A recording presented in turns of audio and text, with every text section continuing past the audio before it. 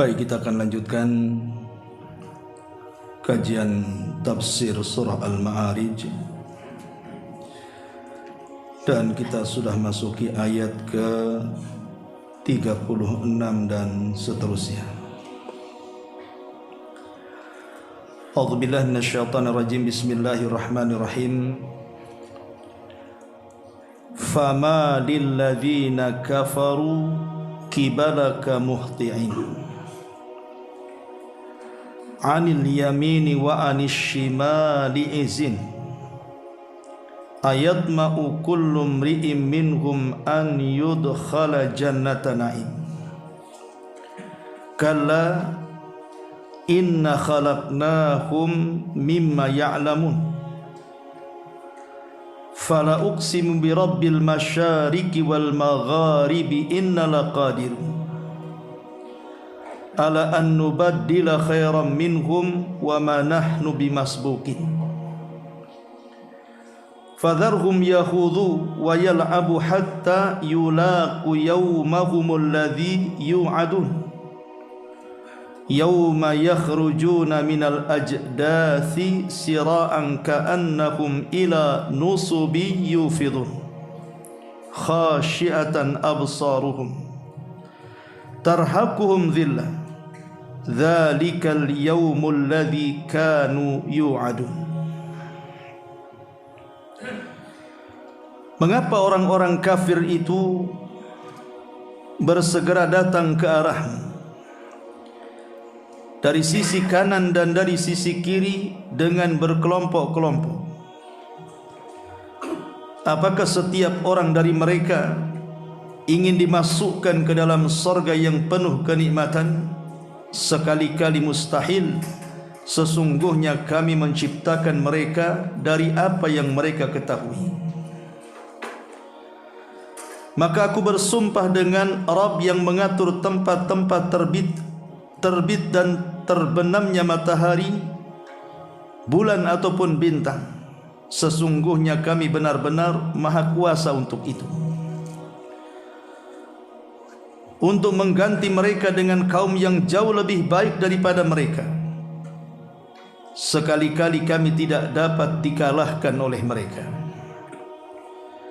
Maka biarkanlah mereka tenggelam dalam kesesatan dan bermain-main di dunia sampai mereka menjumpai hari yang dijanjikan Allah kepada mereka, yaitu pada hari ketika mereka keluar dari kubur-kubur mereka dengan sangat cepat, seperti ketika mereka pergi dengan segera menuju berhala-berhala sewaktu di dunia. Pandangan mereka tertunduk serta diliputi kehinaan. Itulah hari yang diancamkan Allah kepada mereka. Hadirin dan hadirat yang dimuliakan Allah Subhanahu wa taala, ayat ini atau ayat-ayat ini surah Al-Ma'arij ayat 36 sampai ayat terakhir 44 menjelaskan kepada kita tentang kekufuran orang-orang kafir, tentang kebencian orang-orang kafir kepada Rasul dan juga Islam. Dan Allah Subhanahu wa taala menjelaskan tentang itu akibat yang dahsyat kelak pada hari kiamat. Di sini Allah Subhanahu wa taala mengatakan fama lilladzina kafaru kibalaka muhti. Mengapa orang-orang kafir itu bersegera datang ke arahmu, maksudnya ke arah Nabi sallallahu alaihi wasallam. Anil yamini wa anis shimali izin, dari kanan dan kiri dengan berkelompok-kelompok. Ayat mau kullu mri'im minhum an yudkhala jannata na'im. Apakah setiap orang dari mereka, orang-orang kafir, ingin dimasukkan ke dalam surga yang penuh dengan kenikmatan? Kalla, mustahil mereka masuk surga. Inna khalaqnahum mimma ya'lamun. Karena sungguh kami telah menciptakan mereka dari apa yang mereka ketahui, maksudnya tercipta dari air mani. Ayat-ayat ini ada asbab nuzulnya. Jadi menurut sebagian ahli tafsir, ayat ini sangat erat berhubungan dengan peristiwa ketika Nabi SAW sedang salat dan juga sedang membaca Al-Quran. Karena kebiasaan Rasul, terkadang beliau pergi ke Ka'bah kemudian salat 2 rakaat, kemudian membaca Al-Quran di situ. Lalu orang-orang musyrik pun yang ada di sekitar situ, apabila Nabi SAW sedang membaca Al-Quran, maka mereka pura-pura berkumpul, berkelompok-kelompok, sambil mendekati Nabi SAW dari arah kiri dan kanan Nabi SAW, seolah-olah mereka ingin mendengarkan Al-Quran. Tapi sebenarnya mereka tidak sedang mendengarkan Al-Quran, mereka sedang mengejek Al-Quran. Jadi setiap Nabi SAW membaca Al-Quran, mata-mata mereka selalu melotot, kemudian telinga-telinga sok mendengarkan Quran, seakan-akan mereka memperhatikan ayat-ayat yang dibaca Nabi SAW. Terkadang mereka mengejek dengan cara manggut-manggut, seolah-olah sok paham dengan Quran, sambil mengangkat kepala manggut-manggut seolah-olah paham. Tapi maksud mereka itu sebenarnya hanya ingin menghina Rasul dan menghina Al-Quran yang dibacanya. Itulah kerakuan orang-orang kafir Quraisy terhadap Nabi SAW. Dan apabila kemudian Nabi SAW membaca Al-Quran yang berkenaan dengan sorga, di mana dalam ayat itu dijelaskan bahwa sorga diperuntukkan untuk orang-orang yang beriman, maka mereka pun kemudian mengolok-olok dan mengatakan, sesungguhnya sorga itu milik kami, bukan milik kalian. Dan mereka pun mulai sambil mengejek Nabi SAW, menutup telinga-telinga mereka, kemudian menutup wajah-wajah mereka. Kemudian setelah itu mereka menyingkir satu persatu. Maka di sini Allah Subhanahu wa taala mengatakan, "Fama lilladzina kafaru kibalaka muhtiin." Mengapa orang-orang kafir itu bersegera datang ke arahmu saat engkau membaca Al-Quran dan saat engkau salat? Anil yamini wa anis shimal, dari arah kiri dan kanan, berkelompok-kelompok mendekati Nabi SAW, berpura-pura untuk mendengarkan ayat Al-Quran padahal mereka sedang mengejek Rasul, berpura-pura memperhatikan Al-Quran padahal mereka sedang mengolok-olok kalamullah. Anil yamini wa anis shimali izi ayat ma'u kullu mri'in minhum an yudkhala jannata na'im. Apakah setiap orang dari mereka, orang-orang kafir itu, ingin dimasukkan ke dalam sorga yang penuh dengan kenikmatan? Saya katakan tadi, apabila Nabi menceritakan sorga dalam Quran, maka mereka akan menyanggah bahwa sorga yang kau ceritakan wahai Muhammad itu milik kami, bukan milik kalian. Itu milik kami, kami yang akan masuk sorga, bukan kalian yang akan masuk sorga. Maka Allah mengatakan, kalla, sekali-kali tidak, mustahil kalian bisa masuk sorga. Mustahil kalian akan diberikan nikmat oleh Allah Subhanahu wa ta'ala. Karena inna khalaqnahum mimma ya'lamun, bukankah kami telah menciptakan mereka orang kafir itu dari setetes air mani. Maksudnya adalah orang-orang kafir ini sebenarnya mereka tidak yakin adanya kehidupan setelah kematian. Mereka sebenarnya tidak yakin ada hidup setelah kematian. Bagi mereka hidup ya hidup, kalau sudah mati selesai. Yang menghidupkan dan mematikan mereka hanya masa yang berjalan. Jadi setelah kematian tidak ada apa-apa, ya sudah mati-mati, jadi bangkai, jadi tulang belulang dimakan tanah, selesai sampai di situ. Tidak ada namanya hisab, tidak ada yang namanya mizan, tidak ada namanya sirat, tidak ada namanya jannah dan nar, tidak ada. Mereka menganggap seperti itu. Tapi kenapa kemudian mereka mengatakan bahwa kami yang berhak masuk surga di antara kalian? Kalimat ini hanya sekedar mengejek. Mereka mengolok-olok Al-Quran yang dibaca Nabi SAW. Dan sekalipun mereka menginginkan masuk ke dalam sorga, maka Allah mengatakan, kalla, mustahil kalian masuk sorga. Bukankah kalian diciptakan dari air mani sama dengan yang lain? Seolah-olah Allah Subhanahu wa ta'ala ingin mengatakan kepada mereka, kalian tidak ingat dulu kalian tidak ada. Kalian tidak ingat kalau dulu kalian itu tidak tercipta. Lalu Allah Subhanahu wa ta'ala menciptakan kalian sehingga menjadi ada. Dan itu sanggup bagi Allah Subhanahu wa ta'ala. Kalau Allah mampu menciptakan dari ketidakada menjadi ada, maka Allah lebih sanggup lagi menciptakan yang sudah ada kemudian mati dan Allah adakan kembali. Bagi Allah itu sangat mudah. Jadi Allah Subhanahu wa ta'ala ingatkan mereka, inna khalaqnahum mimma ya'lam. Sekali-kali tidak, sesungguhnya kami menciptakan mereka dari apa yang mereka ketahui, maksudnya dari air mani. Setetes air mani yang sangat menjijikkan. Dari sini kita tahu juga bahwa faktor lahiriah itu tidak mungkin menghantarkan mereka orang-orang kafir masuk surga. Kalian sudah tahu kami ciptakan kalian dari apa? Dari air mani. Jadilah seperti kalian yang kufur kepada Allah.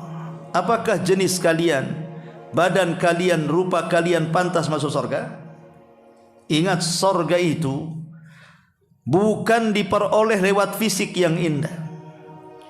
Surga itu tidak mungkin diperoleh lewat badan yang kuat, yang kekar. Tidak, tapi surga itu diperoleh dengan iman, amal dan takwa kepada Allah Azza wa Jalla. Karena Nabi SAW mengatakan, innallaha la yanzuru ila suwarikum wala ila ajsadikum walakin yanzuru ila qulubikum wa a'malikum. Allah tidak akan melihat rupamu, juga Allah tidak melihat jasadmu.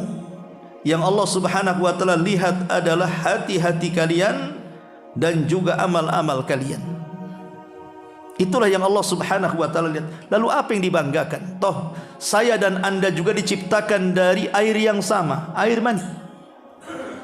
Kemudian kita sama-sama remaja, kemudian dewasa, kemudian tumbuh seperti sekarang. Apa bedanya saya dengan anda? Badan itu tidak bisa membedakan. Dalam Islam, rupa itu tidak bisa membedakan satu dengan yang lainnya. Kalau rupanya ganteng dia mulia, rupanya tidak ganteng dia tidak mulia. Islam tidak memandang kemuliaan dengan rupa. Atau kalau fisiknya kuat, bodinya bagus, six-pack dan begitu seterusnya, anda dikatakan mulia. Adapun yang letoy bahasa kitanya, badannya juga tidak bertenaga, kita katakan hina.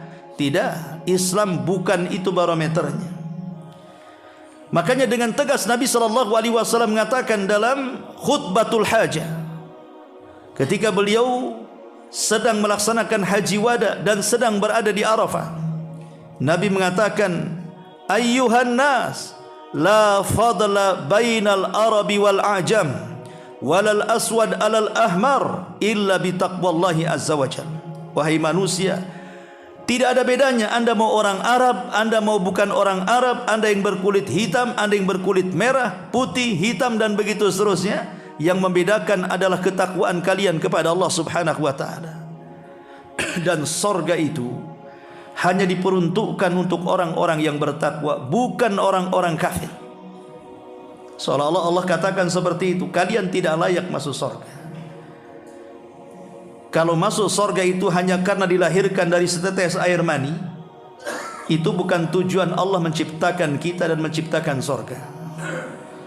Tapi tujuan Allah menciptakan kita ini untuk beribadah. Dengan ibadah itulah kita bisa masuk surga. Wa ma khalaqtul jinna wal insa illa liya'budun. Tidaklah kami ciptakan jin dan manusia kecuali mereka disuruh untuk beribadah kepada Allah Subhanahu wa ta'ala.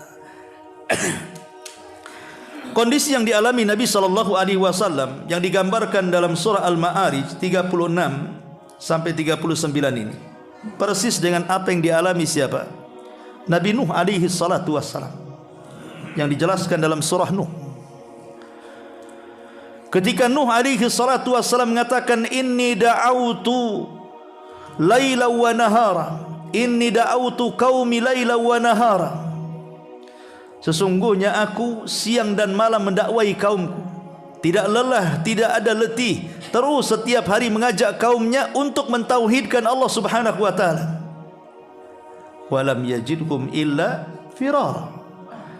Tapi apa yang terjadi?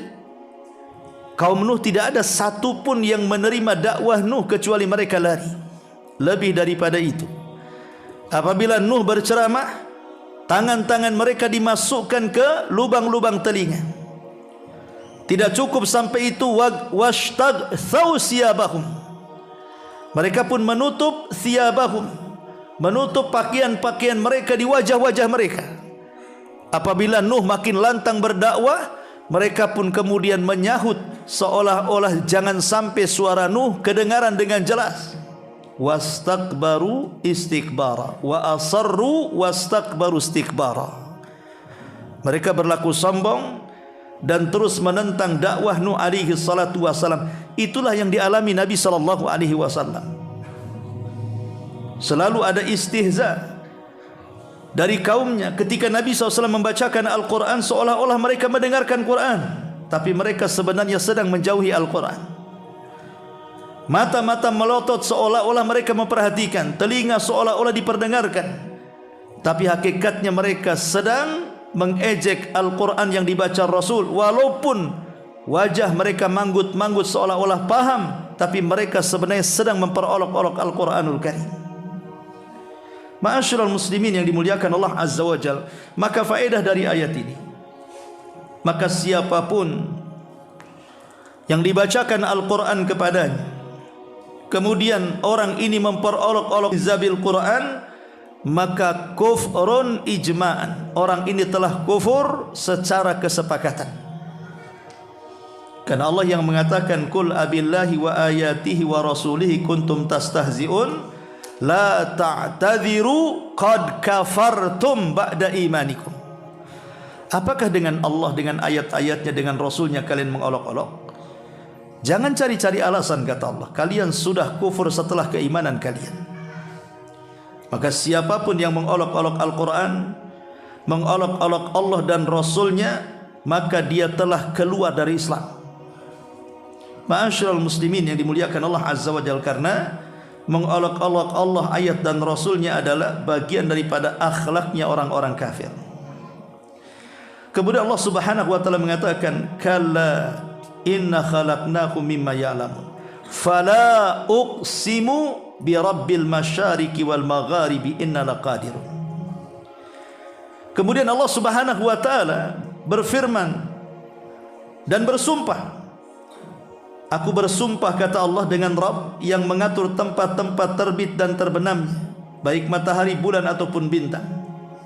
Sesungguhnya kami sanggup dan maha kuasa akan perkara itu. Di sini Allah Subhanahu wa taala ingin menjelaskan apa? Kudrahnya, kemampuannya, bahwa Allah Subhanahu wa taala mampu melakukan apa saja.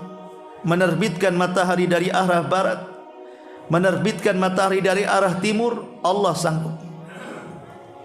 Menenggelamkan dari arah barat atau menenggelamkan dari arah timur, Allah sanggup.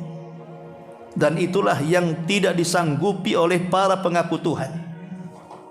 Ketika Ibrahim berdebat dengan Namrud, kemudian Namrud mengatakan, sif lana rabbaka ya Ibrahim, sifatkan Rabbmu seperti apa wahai Ibrahim. Maka Nabi Ibrahim mengatakan, Rabbku adalah yuhyi wa yumit, dia zat yang mematikan seseorang dan menghidupkan seseorang, menghidupkan dan mematikan seseorang. Namrud mengatakan, kalau hanya itu kemampuan Rabbmu, aku juga mampu. Ana uhyi wa umit, saya juga bisa menghidupkan, saya juga bisa mematikan, kata Namrud. Gak percaya? Pengawal, datangkan 2 tahanan kemari, ambilkan sebilah pedang di tanganku. Kemudian Namrud menusuk salah satunya sampai mati. dan membebaskan yang lainnya disuruh pergi. Kata Namrud, lihat, aku bisa menghidupkan, aku bisa mematikan. Bahwa matinya orang ini aku yang tentukan, hidupnya orang ini aku tentukan. Lihat, aku bisa menghidupkan dan mematikan. Sebenarnya Ibrahim tahu bukan itu maksudnya. Maksudnya matikan dulu baru kau hidupkan, itu maksudnya kan. Tapi Namrud salah paham. Tapi Ibrahim tidak melanjutkan perkara ini, karena ini soal urusan darah masalahnya. Ibrahim hanya mengalihkan topik yang lainnya. Kata Ibrahim, tapi Rabbku bukan hanya sekedar menghidupkan dan mematikan. Rabbku bisa mendatangkan matahari dari arah timur dan menenggelamkan ke arah barat. Sekarang Namrud, kau putar balik matahari, terbitkan dari barat, tenggelamkan ke timur. Kalau engkau sanggup, maka engkau adalah Rabb. Fabuhital ladzi kafar. Namrud pun diam. Siapa yang sanggup memindahkan matahari terbit? Siapa yang sanggup kecuali Allah Subhanahu wa taala?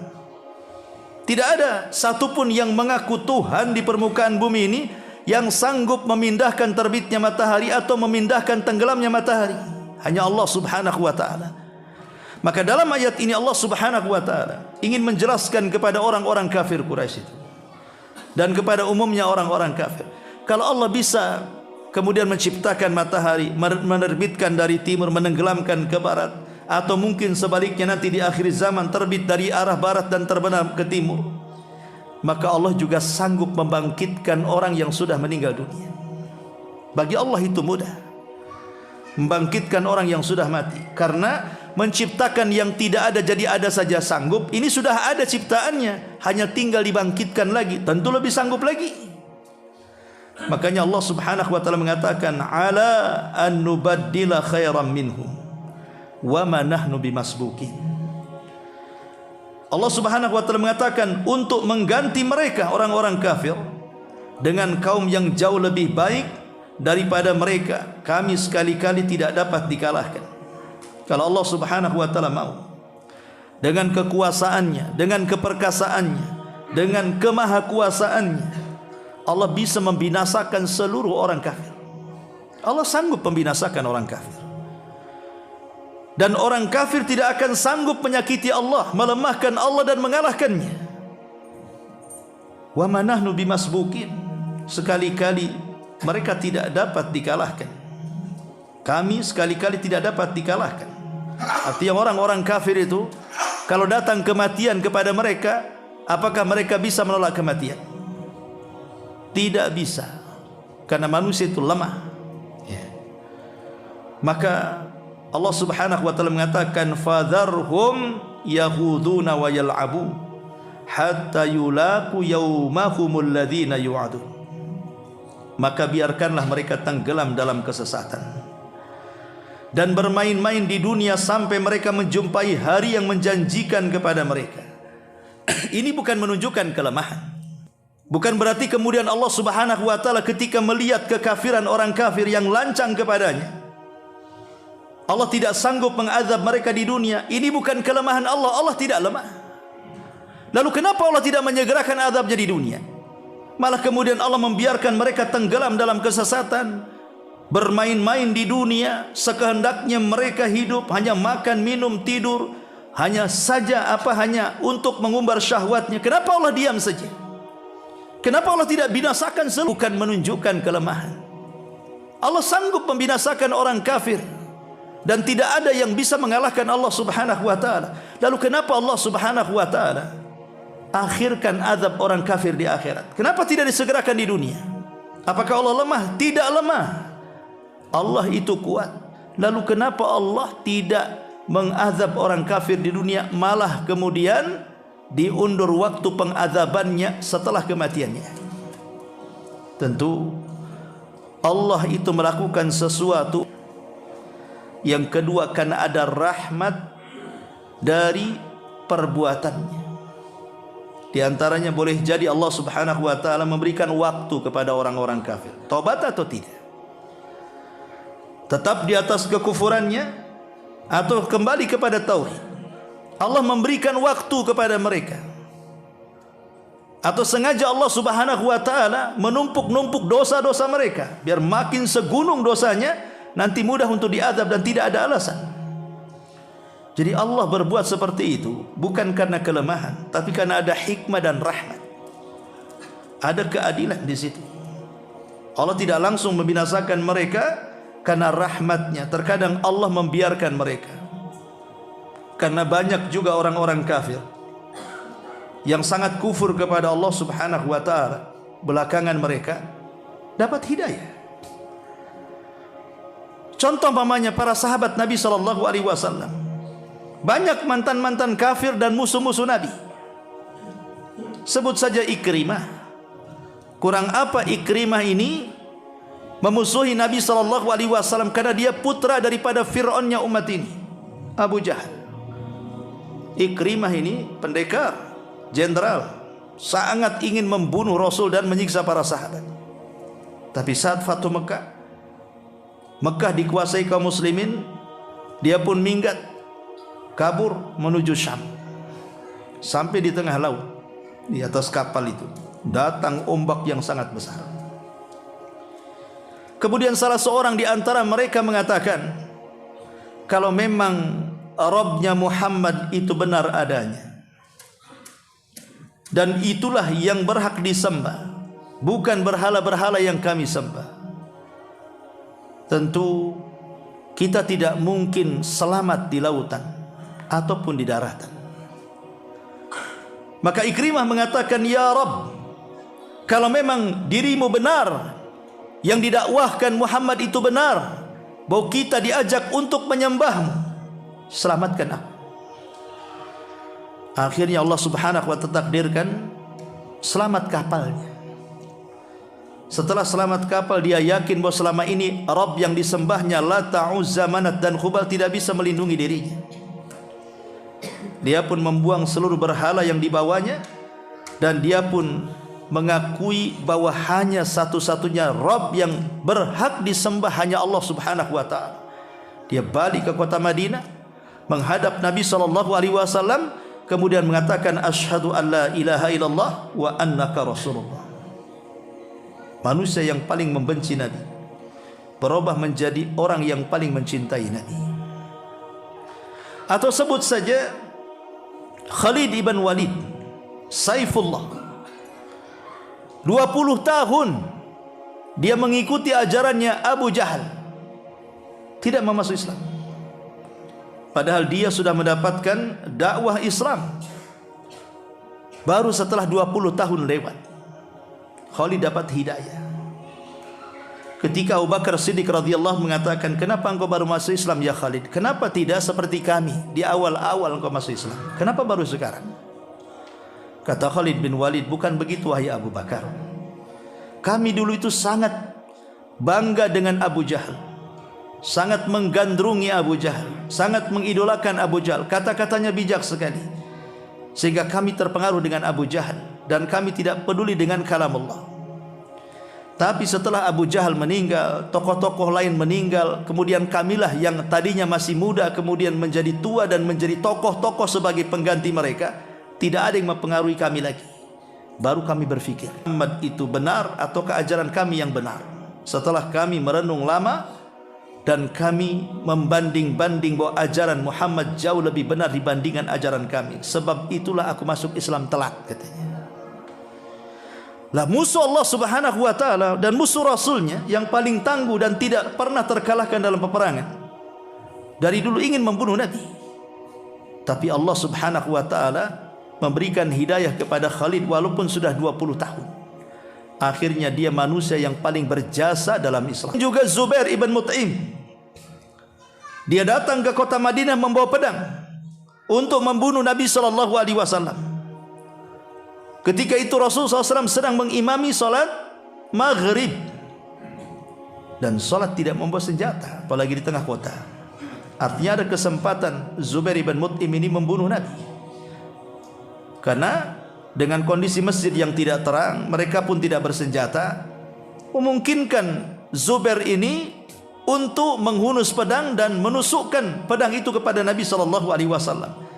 Tapi saat Rasul SAW dalam salat maghrib membaca surah Thaha, sampai kepada ayat am khuliqu min ghairi syai'in am humul khaliqun am khalaqus samawati wal ardi bal la yuqinun.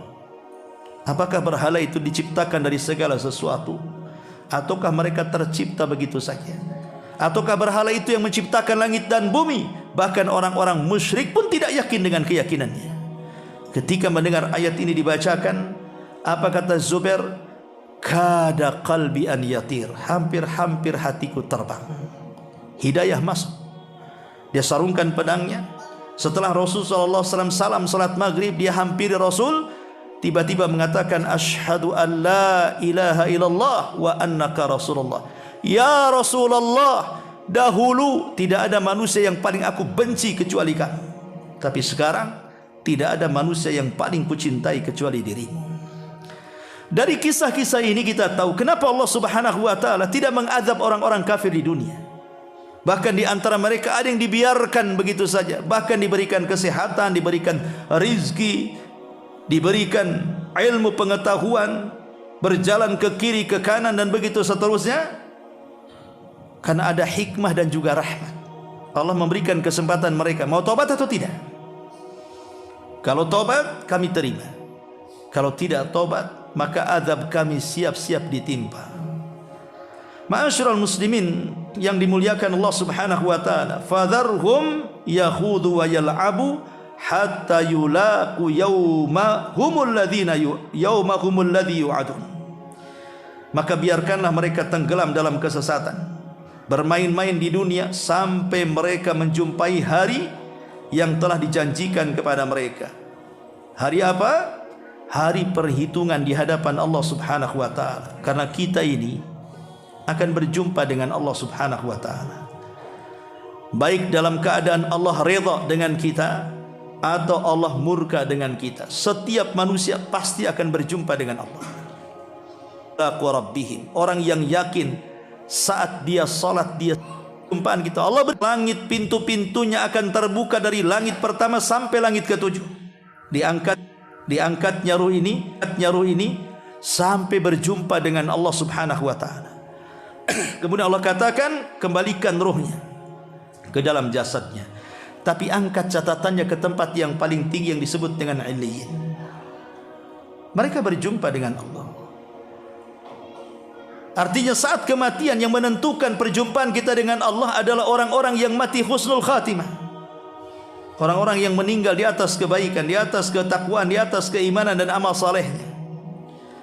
Adapun di akhirat, saat Allah menghisab hamba-hambanya, manusia akan berhadapan dengan Allah Subhanahu wa taala sendiri-sendiri. Baik Allah redha dengan kita atau Allah murka dengan kita. Dan tentunya perjumpaan Allah yang paling nikmat, bahkan nikmat terbesar dari seluruh nikmat yang ada di sorga, adalah memandang wajah Allah kelak ketika manusia masuk ke dalam sorga. Dan itu kenikmatan yang luar biasa, lebih nikmat dibandingkan sorga itu sendiri. Memandang wajah Rabb yang selama ini menciptakan kita, memberikan rizki kepada kita, membimbing kita, mengarahkan kita, memberikan penglihatan, pendengaran, akal dan yang semacamnya. Tiba-tiba kita bisa memandang wajah Rabb kita yang sesungguhnya. Kapan itu? Kelak di sorga. Ma'asyiral muslimin wal muslimat rahimani wa rahimakumullah. Kemudian Allah mengatakan yauma yakhrujuna minal ajdathi sira'an ka'annahum ila nusubin yufidun. Yaitu pada hari ketika mereka keluar dari kubur-kubur mereka dengan sangat cepat. Karena nanti ketika Allah Subhanahu wa taala meniupkan sangkakala yang kedua, maka Allah Subhanahu wa taala sebelum meniup itu Allah turunkan hujan. Hujan inilah yang kemudian mengenai setiap tulang ekor manusia yang sudah binasa. Tiba-tiba sekali tersentuh air, semua jasad kembali utuh. Dari tulang belulang, dari tulang ekor itulah Allah ciptakan kembali manusia. Setelah kemudian Allah Subhanahu wa taala utuhkan manusia, jasad mereka yang sebelumnya sudah hancur, sudah dimakan cacing tanah, bahkan sudah tidak ada lagi sisanya, hanya butiran-butiran kecil dari tulang ekor manusia. Maka Allah kembalikan sampai Allah mengatakan, wa akhrajatil ardu athqalaha. Kami keluarkan beban-beban, isi bumi dilempar ke permukaan. Maksudnya jasad-jasad yang sudah diciptakan dilempar ke permukaan. Wa alqat ma fiha wa takhallat. Setelah itu kemudian Israfil meniup sangkakalanya. Ketiup itulah maka gerbang pintu-pintu ruh yang ada di Iliyin terbuka, dan pintu-pintu ruh yang ada di Sijin terbuka. Karena saat kiamat, ruhnya orang-orang yang beriman diletakkan di Iliyin, dan ruhnya orang-orang kafir munafik diletakkan di Sijin. Ketika tiupan yang kedua terbukalah itu gerbang, kemudian ruh keluar melesat menemui jasadnya masing-masing. Kuasa Allah, tidak ada satupun ruh yang tertukar dengan badannya. Padahal kita tahu makhluk dari sejak Adam sampai yang terakhir mati, siapa yang tahu jumlah mereka? Tidak ada yang tahu kecuali Allah subhanahu wa ta'ala jumlahnya. Tapi kuasa Allah, ruh yang dimasukkan ke dalam jasadnya tidak ada yang tertukar. Semua masuk ke jasad masing-masing. Itulah yang disebut dengan yauma yakhrujuna minal ajdathi sira'an. Pada hari ketika mereka keluar dari kubur-kubur mereka dengan cepat, dan mereka dibangkitkan kembali. Saat dibangkitkan manusia, Allah subhanahu wa ta'ala sebutkan di dalam surah Al-Qariyah, mereka seperti laron yang berhamburan dan berterbangan.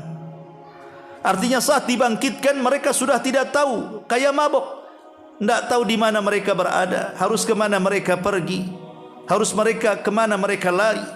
Semuanya linglung. Makanya Allah mengatakan, wa taran nasa sukara wa ma hum bisukara. Kau lihat mereka mabuk, padahal mereka tidak mabuk. Akhirnya lari ke sana kemari enggak karuan. Sampai datang panggilan, baru manusia yang lari ke sana kemari akhirnya terfokus mendekati dan berkumpul di satu titik panggilan. Itulah yang disebut dengan padang mahsyar. Masyarul muslimin yang dimuliakan Allah azza wa jalla. Kemudian Allah mengatakan, ka'annahum ila nusubin, dalam qiraah ka'annahum ila nasbin yufidun. Ketika mereka pergi, ketika mereka keluar dari kubur-kubur mereka dengan cepat, mereka keluar seperti pergi dengan segera kala sewaktu di dunia. Karena orang-orang musyrik saat di dunia, kalau ada apa-apa datang ke berhalanya, tidak bisa ditunda lagi. Kalau mereka tertimpa musibah, langsung kemudian berdoa kepada berhalanya, langsung berdoa kepada Tuhan yang dianggap Tuhannya. Kalau mereka sedang mengalami kesulitan ekonomi, kesehatan, segera lari ke berhalanya. Tapi di akhirat mereka sedang subhanahu wa ta'ala, mereka berlari langsung kepada azab Allah subhanahu wa ta'ala. Jadi bahasa ini bahasa kinayah. Sebagaimana di dunia mereka lari kalau ada masalah langsung berdoa kepada Tuhan-Tuhan mereka, maka di akhirat al-jaza min jinsil amar, mereka lari semuanya masuk neraka. Itulah balasan sesuai dengan amalannya. Ketika mereka dihadapkan kepada Allah, karena mereka tahu mereka akan diazab, mereka tidak punya amal sama sekali yang bisa menyelamatkan mereka, maka mereka pun mulai tertunduk lesu. Khasyi'atan absaruhum, mulailah pandangan-pandangan mereka tertunduk, menyesal. Tapi apalah gunanya penyesalan ketika itu? Tarhaquhum dhillah, wajah-wajah mereka diliputi kehinaan, keputusasaan.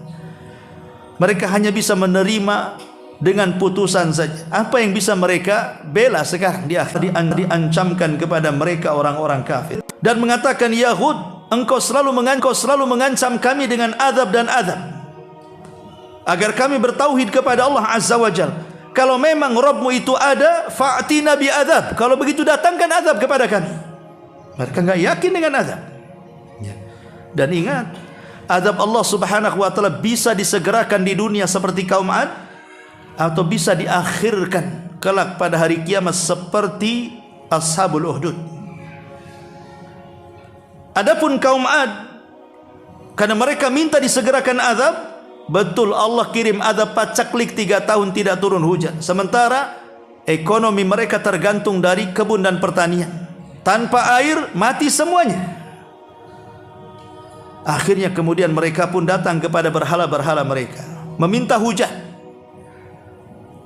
Berhala ini benda mati, macam mana akan diminta? Maka Allah Subhanahu wa ta'ala tiba-tiba memanggil kaum Ad dan mengatakan baik. Padahal yang bicara Allah, mereka sangka itu berhala.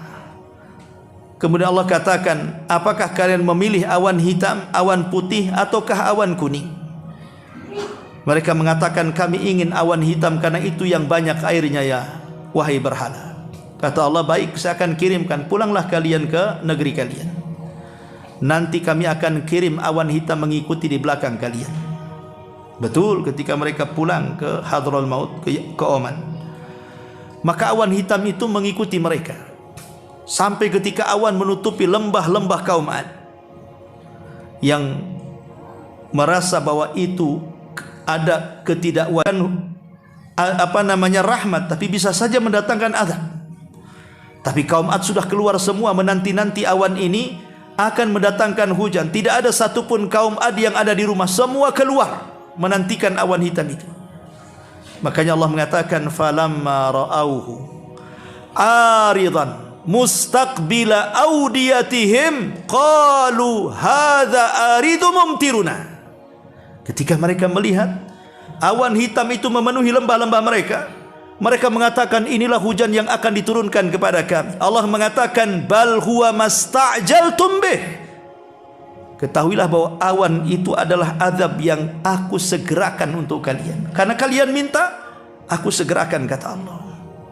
Jadi ada orang-orang kafir itu yang lancang, minta disegerakan. Maka Allah segerakan kepada kaum Ad. Apa yang terjadi? Tiba-tiba awan hitam itu dipenuhi dengan air hujan yang sangat deras. Deras sekali. Sampai kaum Ad kebanjiran di mana-mana. Kemudian di situ ada angin seperti tornado atau puting beliung yang menyedot semua yang ada di bawah, diangkat ke permukaan langit.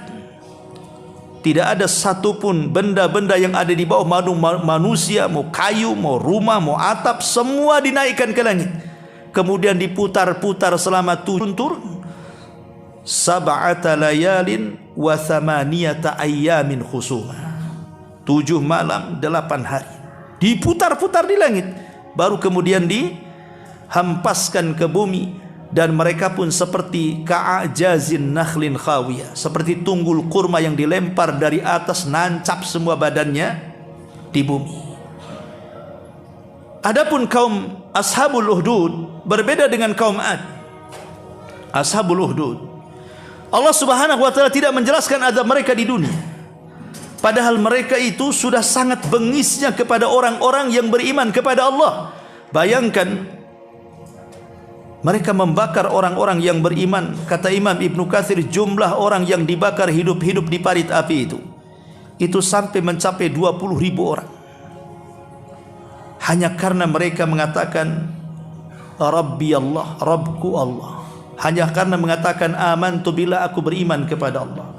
Semua dibunuh satu persatu, sampai 20.000 jiwa dimasukkan ke dalam parit api, mati terpanggang di situ. Tapi Allah tidak menjelaskan hukuman kepada Ashabul Uhdud, kepada Ashabul Uhdud, kepada Dzunwas rajanya, dan juga kepada pasukannya yang ganas dan bengis. Allah tidak menjelaskan, tapi Allah hanya menjelaskan azab mereka di akhirat. Mereka sudah disediakan neraka yang menyala-nyala untuk mereka, neraka yang akan membakar mereka.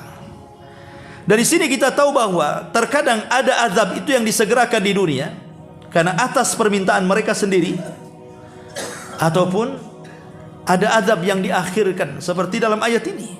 Allah sengaja membiarkan orang kafir itu main-main, suka-suka. Sebenarnya Allah sedang memasang perangkap yang disebut dengan istidraj.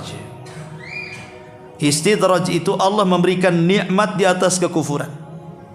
Badannya sehat padahal tidak salat, hartanya luas padahal tidak pernah ibadah, semua urusannya dimudahkan padahal tidak pernah dia sujud kepada Allah Subhanahu wa ta'ala. umurnya dipanjangkan, badannya disehatkan, hartanya diluaskan, padahal maksiatnya setiap hari.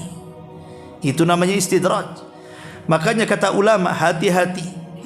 Kalau seandainya Allah mudahkan ekonomi kita, Allah sehatkan badan kita, Allah panjangkan umur kita, Allah mudahkan urusan kita, sementara kita tidak beribadah kepada Allah Subhanahu wa taala, fa'lam annahu istidraj. Ketahuilah itu adalah istidraj. Kita harus takut. Kok aku enggak salat tapi ekonomiku lancar?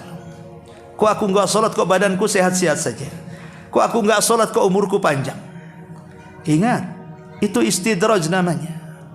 Kenapa Allah lakukan? Apakah Allah tidak sanggup untuk mengadab mereka di dunia? Allah sanggup sekali lagi. Tapi ada perkara-perkara yang diulur-ulur oleh Allah Subhanahu wa taala azabnya karena rahmat kasih sayang Allah Subhanahu wa taala memberikan kesempatan mereka untuk bertobat. Atau sengaja Allah membiarkan mereka menumpuk-numpuk dosa sekali supaya sekalian diazab dengan seazab-azabnya di akhirat. Jadi ada dua kemungkinan. Ma'asyiral muslimin yang dimuliakan Allah Subhanahu wa taala. Ketika mereka keluar dari kubur-kubur mereka dengan cepat, mereka keluar seperti pergi dengan segera kala sewaktu di dunia. Karena orang-orang musyrik saat di dunia, kalau ada apa-apa datang ke berhalanya, tidak bisa ditunda lagi. Kalau mereka tertimpa musibah, langsung kemudian berdoa kepada berhalanya, langsung berdoa kepada Tuhan yang dianggap Tuhannya. Kalau mereka sedang mengalami kesulitan ekonomi, kesehatan, segera lari ke berhalanya.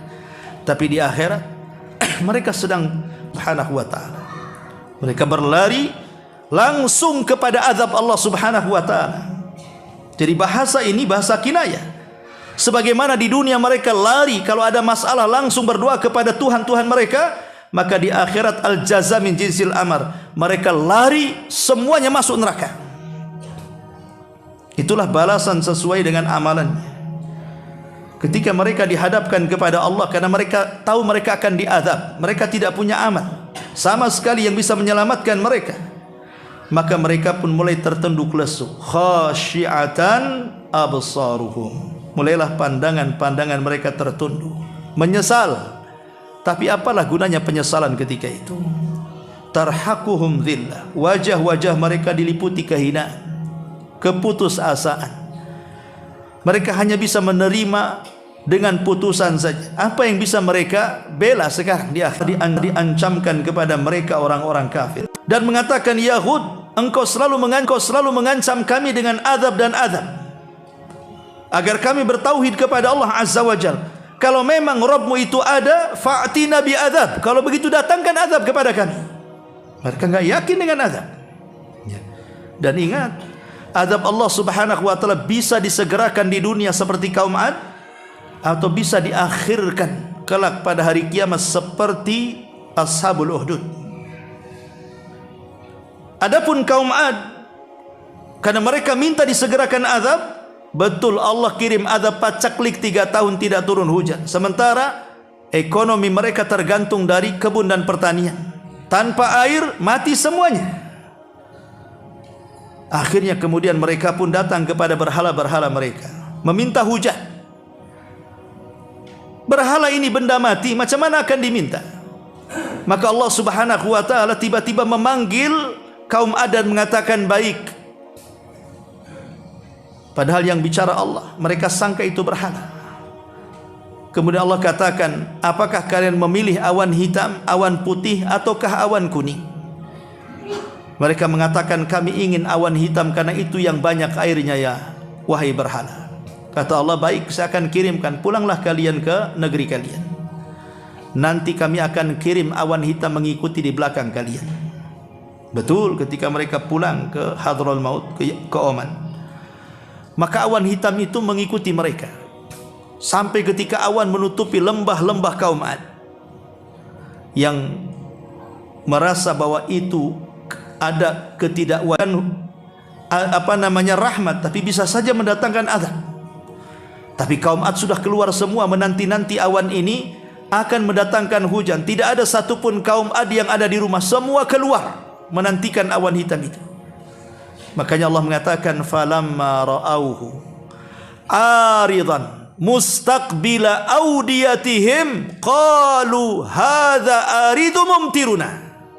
Ketika mereka melihat awan hitam itu memenuhi lembah-lembah mereka, mereka mengatakan inilah hujan yang akan diturunkan kepada kami. Allah mengatakan bal huwa masta'jaltum bih. Ketahuilah bahwa awan itu adalah azab yang aku segerakan untuk kalian. Karena kalian minta, aku segerakan, kata Allah. Jadi ada orang-orang kafir itu yang lancang, minta disegerakan. Maka Allah segerakan kepada kaum Ad. Apa yang terjadi? Tiba-tiba awan hitam itu dipenuhi dengan air hujan yang sangat deras. Deras sekali. Sampai kaum Ad kebanjiran di mana-mana. Kemudian di situ ada angin seperti tornado atau puting beliung yang menyedot semua yang ada di bawah, diangkat ke permukaan langit. Tidak ada satupun benda-benda yang ada di bawah, manusia, mau kayu, mau rumah, mau atap, semua dinaikkan ke langit. Kemudian diputar-putar selama turun sab'ata layalin wa thamaniyata ayyamin khusuma. 7 malam 8 hari diputar-putar di langit, baru kemudian dihampaskan ke bumi. Dan mereka pun seperti ka'ajazin nakhlin khawiyah, seperti tunggul kurma yang dilempar dari atas, nancap semua badannya di bumi. Adapun kaum Ashabul Uhdud berbeda dengan kaum Ad. Ashabul Uhdud, Allah Subhanahu wa taala tidak menjelaskan azab mereka di dunia. Padahal mereka itu sudah sangat bengisnya kepada orang-orang yang beriman kepada Allah. Bayangkan, mereka membakar orang-orang yang beriman. Kata Imam Ibnu Katsir, jumlah orang yang dibakar hidup-hidup di parit api itu sampai mencapai 20.000 orang. Hanya karena mereka mengatakan Rabbi Allah, Rabbku Allah. Hanya karena mengatakan amantu billah, aku beriman kepada Allah. Semua dibunuh satu persatu. Sampai 20.000 jiwa dimasukkan ke dalam parit api. Mati terpanggang di situ. Tapi Allah tidak menjelaskan hukuman kepada Ashabul Uhdud. Kepada Ashabul Uhdud, kepada Dzu Nuwas rajanya, dan juga kepada pasukannya yang ganas dan bengis, Allah tidak menjelaskan. Tapi Allah hanya menjelaskan azab mereka di akhirat. Mereka sudah disediakan neraka yang menyala-nyala untuk mereka, neraka yang akan membakar mereka. Dari sini kita tahu bahwa terkadang ada azab itu yang disegerakan di dunia karena atas permintaan mereka sendiri, ataupun ada azab yang diakhirkan seperti dalam ayat ini. Allah sengaja membiarkan orang kafir itu main-main suka-suka. Sebenarnya Allah sedang memasang perangkap yang disebut dengan istidraj. Istidraj itu Allah memberikan nikmat di atas kekufuran. Badannya sehat padahal tidak salat, hartanya luas padahal tidak pernah ibadah, semua urusannya dimudahkan padahal tidak pernah dia sujud kepada Allah Subhanahu wa taala. Umurnya dipanjangkan, badannya disehatkan, hartanya diluaskan, padahal maksiatnya setiap hari. Itu namanya istidraj. Makanya kata ulama, hati-hati. Kalau seandainya Allah mudahkan ekonomi kita, Allah sehatkan badan kita, Allah panjangkan umur kita, Allah mudahkan urusan kita, sementara kita tidak beribadah kepada Allah Subhanahu wa taala, fa'lam annahu istidraj. Ketahuilah itu adalah istidraj. Kita harus takut. Kok aku enggak salat tapi ekonomiku lancar? Kok aku enggak salat kok badanku sehat-sehat saja? Kok aku enggak salat kok umurku panjang? Ingat, itu istidraj namanya. Kenapa Allah lakukan? Apakah Allah tidak sanggup untuk mengazab mereka di dunia? Allah sanggup sekali lagi. Tapi ada perkara-perkara yang diulur-ulur oleh Allah Subhanahu wa taala azabnya karena rahmat kasih sayang Allah Subhanahu wa taala memberikan kesempatan mereka untuk bertobat. Atau sengaja Allah membiarkan mereka menumpuk-numpuk dosa sekali supaya sekalian diazab dengan seazab-azabnya di akhirat. Jadi ada dua kemungkinan. Ma'asyiral muslimin yang dimuliakan Allah Subhanahu wa taala. Inilah di antara tafsir singkat dari surah Al-Ma'arij.